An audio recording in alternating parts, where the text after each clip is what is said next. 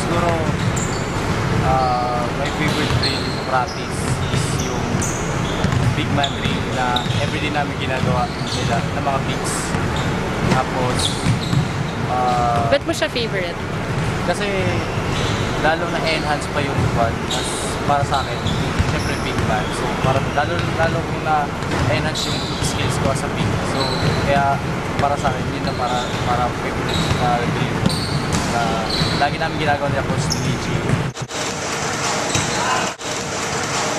Para sa akin, pinaka-favorite player ko, siguro,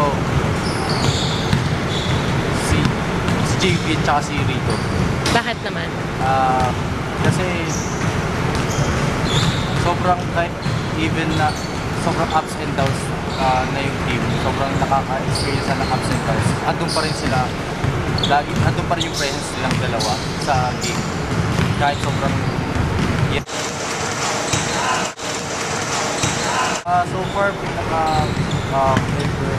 memorable moment ko siguro yesterday game. Kasi Ano yun, yung game sa Ateneo? Kasi sobrang hindi ko na-expect na ilalabas ko yung game ko that game. Lahat ng shot ko. Kasi yung 20 points. 20 points, sobrang unbelievable. Hindi ko yung expect na abutin yung level. Kasi sobrang down na kami. Asong pa rin yung presence ko.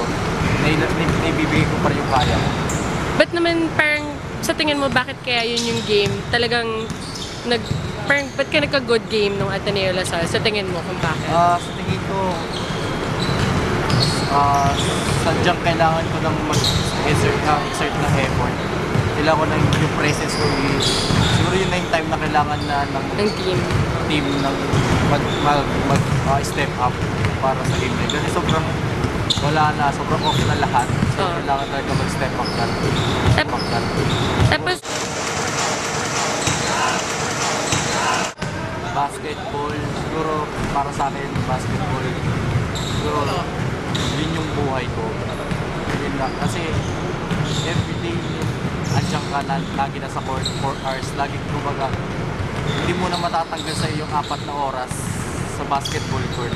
Everyday, puro practice para mag-improve. Siguro yun para basketball. Tsaka siguro yun na rin yung way na, yun yung way na alam kong makakatulong ako sa parents ko for the future, para sa akin.